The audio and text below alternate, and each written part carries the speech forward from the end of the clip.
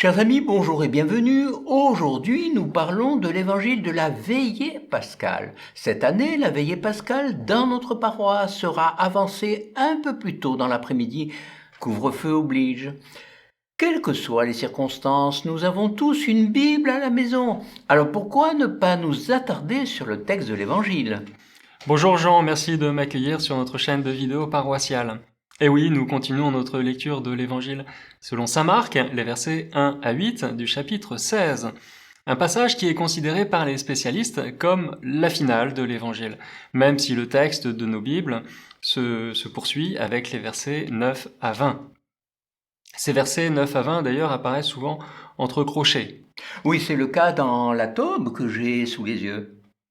Le sabbat terminé, Marie-Madeleine, Marie, mère de Jacques et Salomé, achetèrent des parfums pour aller embaumer le corps de Jésus. De grand matin, le premier jour de la semaine, elles se rendent au tombeau dès le lever du soleil. Elles se disaient entre elles « Qui nous roulera la pierre pour dégager l'entrée du tombeau ?» Levant les yeux, elles s'aperçoivent qu'on a roulé la pierre, qui était pourtant très grande. En entrant dans le tombeau, elles virent, assis à droite, un jeune homme vêtu de blanc. Elles furent saisies de frayeur. Mais il leur dit « Ne soyez pas effrayés. Vous cherchez Jésus de Nazareth, le crucifié. Il est ressuscité, il n'est pas ici. Voici l'endroit où on l'avait déposé. » Et maintenant, allez dire à ses disciples et à Pierre « Il vous précède en Galilée.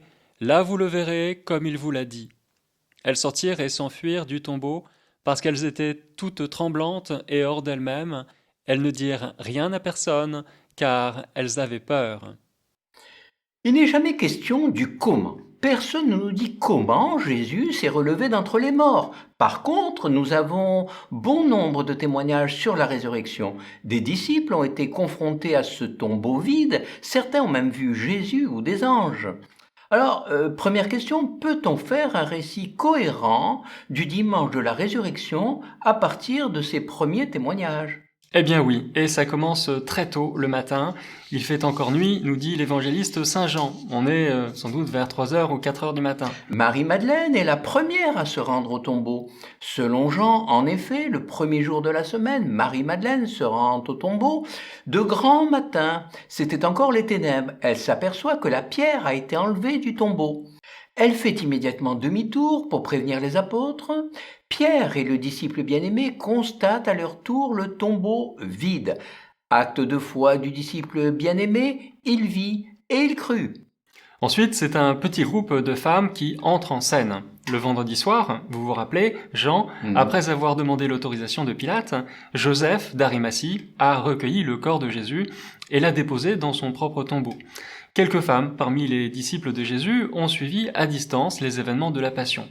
Il y avait aussi des femmes, je cite, qui observaient de loin, et parmi elles, Marie-Madeleine, Marie, mère de Jacques, le petit, et de José, et Salomé, qui suivaient Jésus et le servaient quand il était en Galilée, et encore beaucoup d'autres qui étaient montés avec lui à Jérusalem. Et il y a un petit groupe de femmes qui se détachent, n'est-ce pas ? Oui, alors parmi ces femmes, 2 ont suivi Joseph d'Arimathie jusqu'au tombeau. Or, Marie-Madeleine, je cite, et Marie, mère de José, observaient l'endroit où on l'avait mis. Et je continue toujours en lisant Marc. Le sabbat terminé, c'est-à-dire le samedi soir, Marie-Madeleine, Marie, mère de Jacques, et Salomé achetèrent des parfums pour aller embaumer le corps de Jésus. De grand matin, le premier jour de la semaine, elles se rendent au tombeau dès le lever du soleil.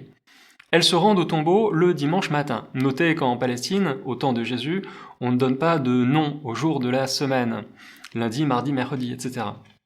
Mais on donne un chiffre. Le compte se fait à partir du jour le plus important, qui est le sabbat, c'est-à-dire le 7e jour. Le premier jour de la semaine correspond donc à notre dimanche.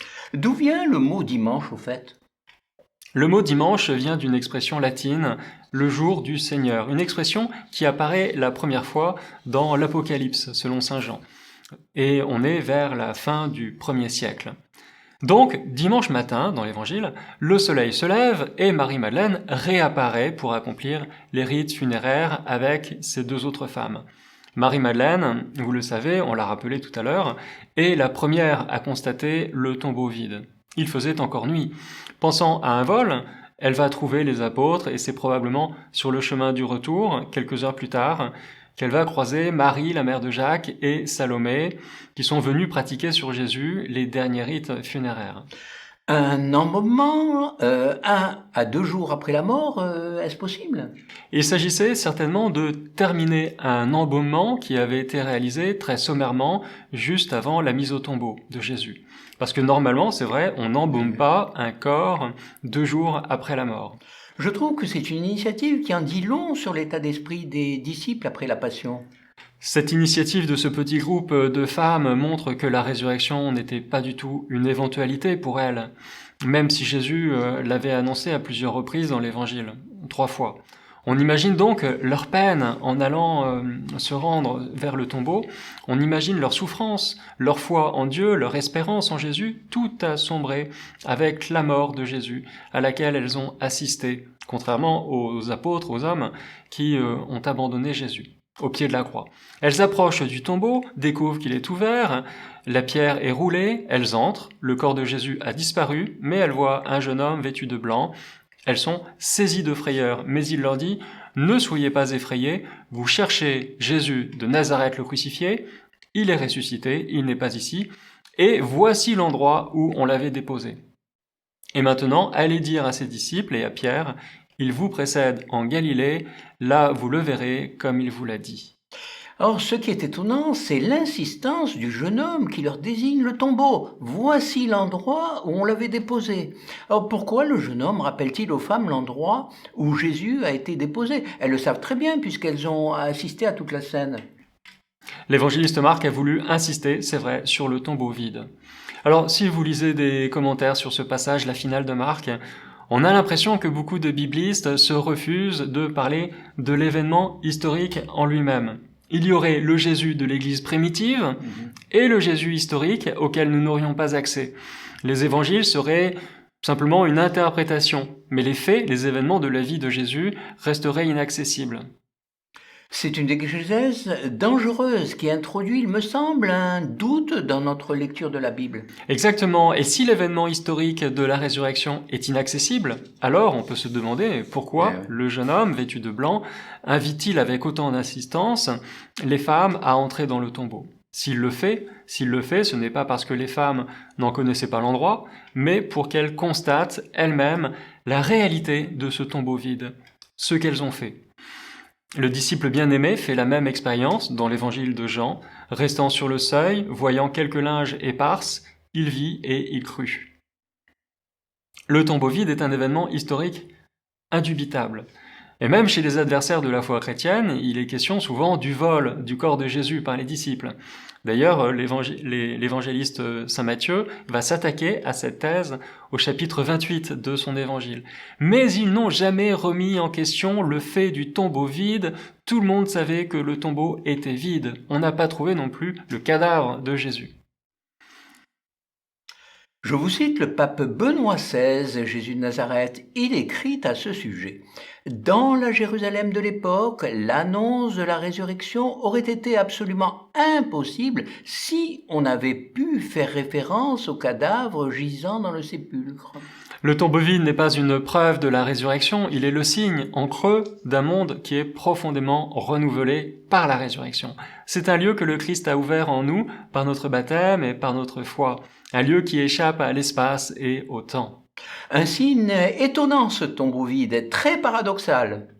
Vous vous rappelez de ce passage? Il y a des pharisiens qui vont trouver Jésus et qui demandent encore un signe. Jésus soupire au plus profond de lui-même et dit « Pourquoi cette génération cherche-t-elle un signe? Amen, je vous le déclare, aucun signe ne sera donné à cette génération. » Ou plutôt si, nous n'aurons qu'un signe, et c'est un signe très déroutant, en effet, un tombeau vide. Alors si on s'en tient à cette première finale, les versets 1 à 8, eh bien on est surpris par la sobriété extrême de Marc. Il n'y a pas de tremblement de terre comme chez Matthieu, pas de morts qui sortent de leur tombeau, pas d'apparition de Jésus ressuscité, mais un jeune homme vêtu de blanc. Il n'y a que ce seul signe du tombeau vide. C'est décapant, mais ça correspond aussi au style très elliptique de Marc. tout au long de l'Évangile. Et pour vous, quel est le sens de ce signe? Bonne question, Jean. C'est une invitation, tout simplement, à entrer dans la foi, comme ces femmes qui, au petit matin de Pâques, sont entrées dans le tombeau. On peut même faire ce parallèle avec la scène de la Transfiguration, quand Pierre, Jacques et Jean entrent dans la nuée obscure. Dans ce tombeau brille pour nous la lumière de la résurrection.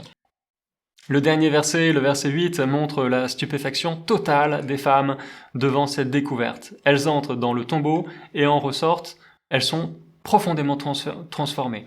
L'expérience qu'elles ont vécue est au-delà de tout ce qu'on peut exprimer. Les femmes sont muettes de stupeur.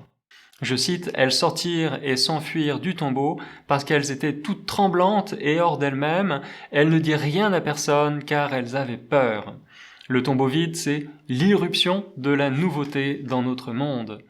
Alors, si j'ai bien compris, il ne faut pas seulement entrer dans le tombeau, il faut aussi y demeurer, ou en tout cas y revenir le plus souvent possible.